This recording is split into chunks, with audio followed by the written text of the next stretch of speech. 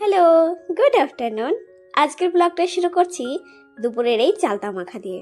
স্নান হয়ে গেছে, তারপর যখন বেরিয়ে আসি দেখি চালতা মাখা করেছে কাকি। আগের দিন কাকি যখন এসেছিল তখন সঙ্গে করে 3টে চালতা নিয়ে এসেছিল। কাঁচা চালতা বলে কথা, কবে যে লাস্ট খেয়েছি মনেও পড়ে না যে চালতা মাখা কবে খেয়েছিলাম। তবে কাকির হাতের এই চালতা মাখা খেতে যে এত টেস্টি ছিল, ভীষণ ভালো ছিল। তবে সেখানে একটা কাণ্ড ছিল, ঝাল এত বেশি হয়ে গেছিল যে চোখ মুখ কান দাঁত সব জায়গা দিয়েই কেমন যেন ধোয়া বেরাচ্ছিল। তারপর এই 4টে করে মিষ্টি খেয়ে তো একদম হৃদয় জুড়ে গেল। এরপর বাড়িতে ছিল 24 জন মানুষ। পুজো বলে কথা, দূর দূরান্ত থেকে যে যেখান থেকে বেরোছে সবাই এসছে। তবে বাড়িতে এতজন মানুষ থাকার একটা সুবিধা হলো, বাড়িতে মনে হচ্ছিল একটা নিমন্ত্রণ বাড়ি। এত রান্না বান্না, এত খাওয়া দাওয়া, সবকিছু ছোট হাঁড়ি কুড়িতে আর হচ্ছিল না। এই বড় বড় ধামা গামলা যা যা ছিল সব ঘর থেকে বের করে দিয়েছিলাম।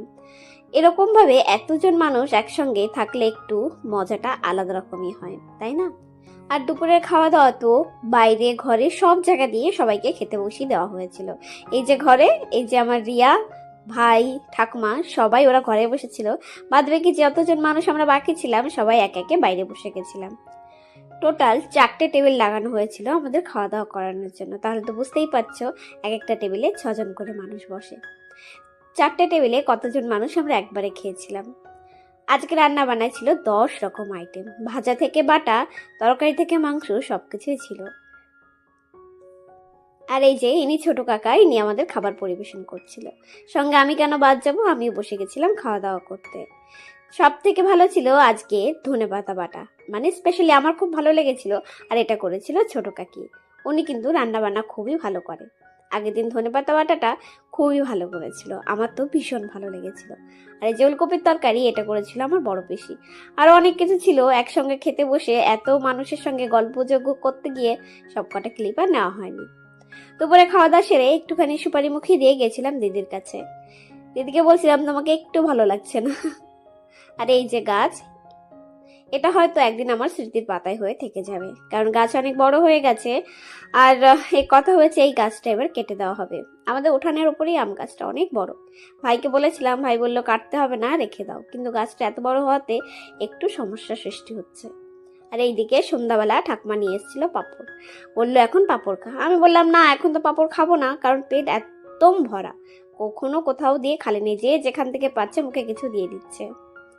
এরপর রেডি সেডি হয়ে একটু মেলায় যাওয়া। আর আমার এক বিনতে যে 2 রকম গোলাপ ফুটেছে সেটা দেখে যে আমার ভারী ভালো লাগলো। এরপর আজকের মেলায় আমার ঠাকুমা নিয়ে যাচ্ছিল আমাদেরকে। আমি, দিদি আর রিয়া 4জনে গেছিলাম। আর এই যে পুটলিটা, এটা হচ্ছে আমার ঠাকুমার পুটলি, পয়সার ব্যাগ, পয়সার থলি। আজকে ঠাকুমার ইনকাম, সেটা দিয়েই আজকে ঠাকুমা আমাদের মেলায় নিয়ে যাচ্ছিল।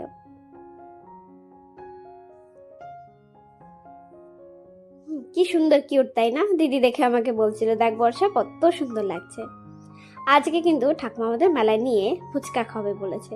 কিন্তু এখানে এসে আমার একটু লজ্জা লাগছিল। বাকি সবাই ভিডিও করলে আমার একটু ভিডিও ক্লিপ নিতে একটু লজ্জাই লাগছিল, কারণ এরকম ভাবে নেওয়া অভ্যাস তো আমার এখনো হয়ে ওঠেনি।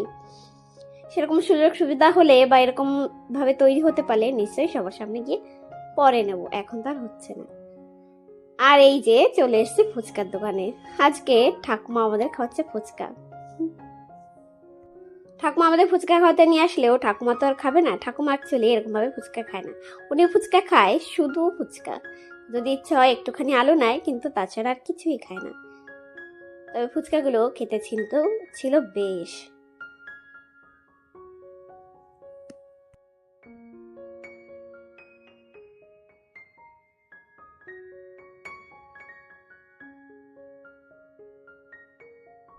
আর এই তো সেই সময় এসেই গেল যেখান থেকে ঠাকুমার এই পুটলি থেকে টাকা বার করে ফুচকালাকে দেওয়া হবে।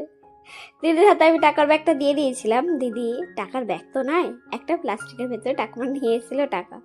হ্যাঁ হ্যাঁ, ওনার কাছে কিন্তু পয়সার ব্যাগও আছে। তবে তখন এইভাবে রেখেছিল জন্য আমি ওইভাবে ধরে নিয়ে চলে এসেছিলাম। সেটা তাতে ওনার দোষ নয়, দোষটা আমারই।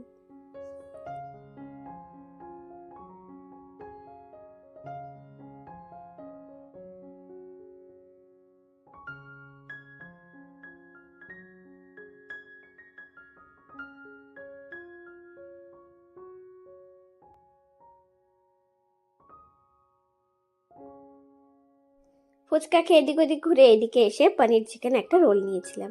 প্রথমে ভাবলাম একটু টেস্ট করেই দেখি কেমন। আমি একটা দিদি একটা মানে এক এক টুকরো নিয়েছিলাম, তবে খেয়ে দেখি ভীষণ বাজে, একটুও ভালো না। যতই দেখাই যে সুন্দর দেখা যাচ্ছে, কিন্তু খেতে খুবই বাজে ছিল। আর এই তো আমরা বাড়ির ড্রেস পরে কোনো রকম বাড়ির জুতো পরেই চলে এসেছিলাম।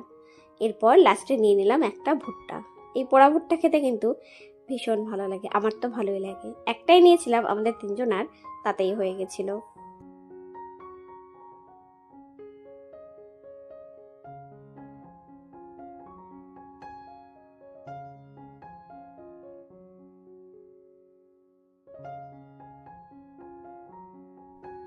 এরপর একটা করে আইসক্রিম, যেটা না খেলেই মেলার হয়তো ইনকমপ্লিট থেকে যায় আমাদের জন্য। আমরা সব কিছু খাই, যা করি তাই করি, লাস্টে মেলায় গিয়ে একটা করে আইসক্রিম নিয়ে বাড়ি আসি। ওই যে খাওয়ার মজাটা মনে হয় একটু একটু বেশিই লাগে।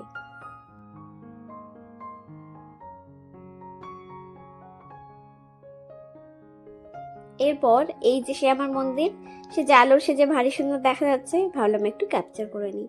পেছন থেকে দেখতে ভীষণ ভালো লাগছিল। ঠাকুমা যেহেতু শুকনো ফুচকা খায়, ওনার জন্য আসার সময় আমরা শুকনো ফুচকাও নিয়ে চলে এসেছিলাম। আর এইদিকে তো রাতে রান্না বান্নার জন্য সবকিছু তড়িঘড়ি শুরু হয়ে গেছে। বাকি সবাই যে যার মতো ব্যস্ত, এইদিকে রান্নাও শুরু হয়ে গেছে। আর এদিকে ঠাকুমা রেডি হচ্ছে, উনি যাবে আজকে গান শুনতে। এরপর আমরা 3 বোন 3 কাপ চা। এর যে কি একটা শান্তি, কি যে একটা মজা, এটা যে না খেয়েছে বা যারা একসাথে না খায় তারা ছাড়া এটা কেউ বুঝবে না। তবে আমি চা বলতে একটু বেশি পাগল, আমি চা ভীষণ ভালোবাসি। রাতের বেলা ছিল আমাদের বিরিয়ানি পার্টি, যেটা কিনা আমাদের বৌদি দিয়েছিল। সবকিছু মিলিয়ে আজকে দিনটা ছিল অনেক সুন্দর, অনেক অনেক অনেক সুন্দর। আর এই যে আমার দুষ্টু পাখি, সেও যে একটু একটু করে বিরিয়ানি খাওয়া শিখে গেছে। সারাদিনে এত খেয়েছি, এখন আর লাস্টে গিয়ে আর বিরিয়ানি খেতে পাচ্ছিলাম না, মানে এরকম একটা বাজে অবস্থায় তৈরি হয়ে গেছিল আমাদের। আজকের ভিডিও এই পর্যন্তই। সবাই অনেক ভালো থাকবেন। কেমন? আজ আসি, টাটা।